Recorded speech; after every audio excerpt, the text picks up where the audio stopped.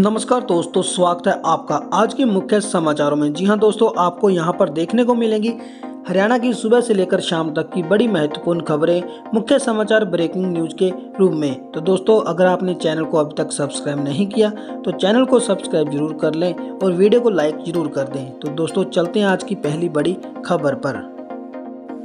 युवाओं को नशे से दूर रखने के लिए जननायक जनता पार्टी बड़ी मुहिम छेड़ने जा रही है। जेजेपी मार्च माह में देश के इतिहास की सबसे बड़ी कबड्डी प्रतियोगिता जननायक कबड्डी वर्ल्ड कप करवाने जा रही है। इसमें 6 देशों United state of America, Australia, New Zealand, United kingdom, Canada और भारत की सर्कल कबड्डी टीमें भाग लेंगी। इंटरनेशनल प्लेयर हरियाणा की धरती डब्बाली में अपना दमखम दिखाएंगे। बुधवार को इसकी घोषणा जननायक जनता पार्टी के प्रधान महासचिव दिग्विजय चौटाला ने की।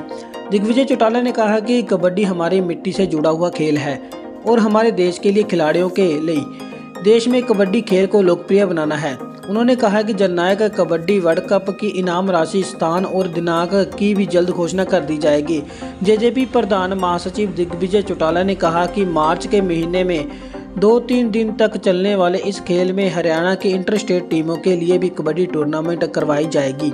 इसमें हरियाणा के सभी जिलों की टीमें हिस्सा लेंगी। साथ ही विधायक नैना चौटाला और महिलाओं की मांग पर ग्रामीण ओलंपिक का भी आयोजन करवाया जाएगा। इसमें महिलाओं के लिए मटका दौड़ और बुजुर्गों बच्चों की रेस आदि ग्रामीण खेल कार्यक्रम का आयोजन होगा।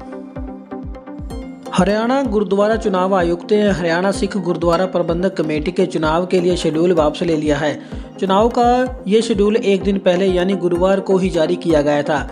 शेड्यूल में जारी किया गया था कि चुनाव 6 मार्च को होंगे, लेकिन सीबीएसई और हरियाणा बोर्ड की परीक्षा की वजह से हरियाणा गुरुद्वारा चुनाव आयोग ने इसको वापस ले लिया है। बता दें कि 6 मार्च चुनाव वाले दिन सीबीएसई और हरियाणा स्कूल शिक्षा बोर्ड की 10वीं और 12वीं की क्लास की परीक्षाओं की तारीख बीच में पड़ गई थी।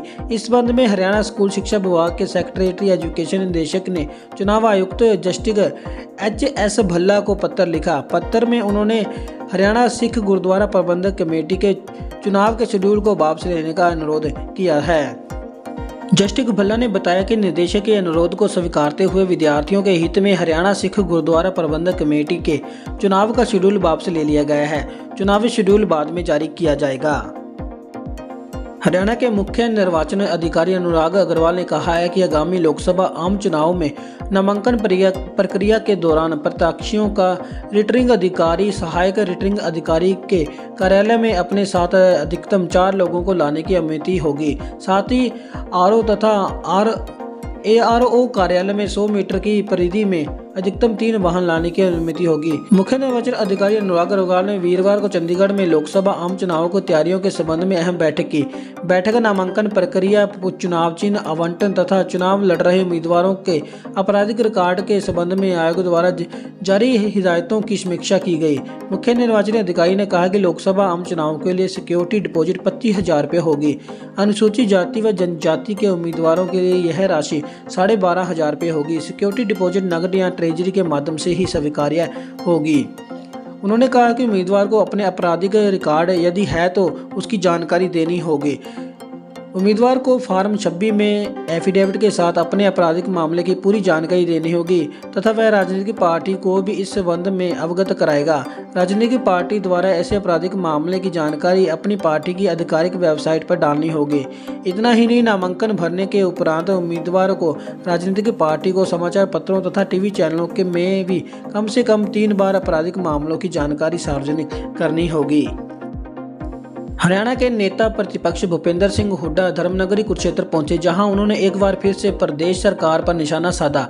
उन्होंने कहा कि आज भाजपा सरकार से हर वर्ग का विश्वास उठ चुका है। यही कारण है कि कांग्रेस विश्वास प्रस्ताव ला रही है। साथ ही साथ उन्होंने यह भी आरोप लगाया है कि भाजपा ने हरियाणा को बेरोजगारी और महंगाई में 1 नंबर बना दिया है। बता दें कि नेता प्रतिपक्ष भूपेंद्र सिंह हुड्डा निजी कार्यक्रम में शामिल होने के लिए कुरुक्षेत्र पहुंचे।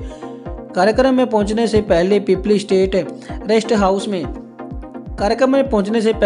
रेस्ट हाउस में पत्रकारों से बातचीत करते हुए उन्होंने मौजूदा भाजपा सरकार पर निशाना साधते हुए कहा कि 2014 से पहले हरियाणा सरकार उन्नति और तरक्की के मामले में नंबर 1 था, लेकिन भाजपा ने इसे बेरोजगारी, भ्रष्टाचार और अपराध के मामले में 1 नंबर पर ला दिया है। भाजपा पर उन्होंने निशाना साधते हुए कहा कि प्रति व्यक्ति निवेश की बात हो, कानून व्यवस्था की बात की जाए और खेल खिलाड़ियों की बात की जाए तो फिर बेरोजगारों को रोजगार देने की बात की जाए, हर जगह हरियाणा की फिसड्डी साबित हो रही है।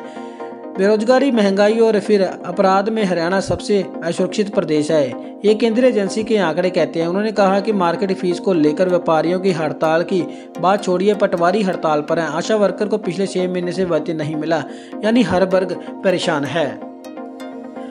हरियाणा में बेरोजगारी को लेकर गिरी प्रदेश सरकार ने चुनावी साल को देखते हुए भर्तियां शुरू कर दी हैं। लंबे समय से रुकी हुई भर्तियों के परिणाम जारी किए जा रहे हैं और लगातार परीक्षाओं का शेड्यूल दिया जा रहा है। वहीं इस सप्ताह हरियाणा सरकार 6000 सिपाहियों की भर्ती भी निकालने जा रही है। इनमें 5000 पुरुष और 1000 महिला सिपाही शामिल होंगे। इसके अलावा ग्रुप सी के परिणामों के बाद इस महीने के अंत तक ग्रुप डी के 13,657 पदों को भरने के लिए भी पोर्टल खोल दिया जाएगा। बता दें कि सिपाही की भर्ती पिछले 1 साल से अटकी हुई है। इसके लिए हरियाणा सरकार ने नियमों को संशोधित किया है और इसे कैबिनेट की मंजूरी दी है। अब डीजीपी कार्यालय में 6000 सिपाहियों की भर्ती के हरियाणा कर्मचारी चयन आयोग को मांग पत्र भेज दिया है। इस भर्ती में सीईटी पास अभ्यर्थी भी हिस्सा ले सकेंगे। साथ ही साथ सरकार की ओर से अभ्यर्थियों को आयु में 3 साल की छूट दी जाएगी। आयोग पहले अभ्यर्थियों का पीएमटी पीएसटी के बाद नॉलेज टेस्ट लेगा।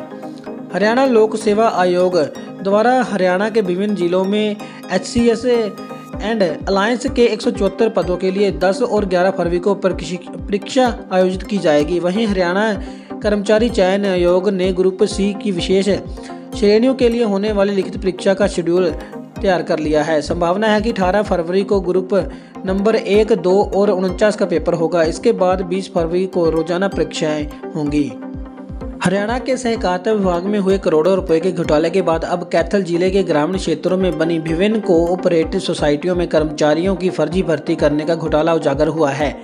इससे पिछले 2-3 सालों के अंदर हुए जिले की 8 कोऑपरेटिव सोसाइटियों के 56 कर्मचारियों की नियुक्ति संदिग्ध मिली है। कैथल सहकारी समितियों के सहायक रजिस्ट्रार ने इन सभी भर्तियों को रद्द करने के लिए डिप्टी रजिस्ट्रार कुरुक्षेत्र की कोर्ट में केस दायर किए हुए हैं, जो अभी विचाराधीन है। डिप्टी रजिस्ट्रार के आदेश के बाद इनको सभी को हटाया जाएगा।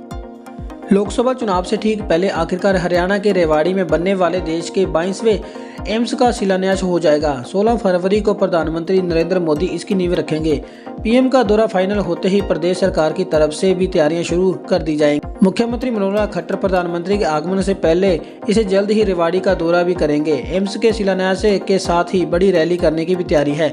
गौर करें कि 25 जनवरी को सांसद राव इंद्रजीत सिंह ने एम्स की साइट का निरीक्षण भी किया था। माजरा एम्स का टेंडर पिछले साल 30 दिसंबर को फाइनल हो गया था। इसके बाद ही लगातार एम्स के शिलान्यास की संभावनाएं तलाशी जाने लगी थी।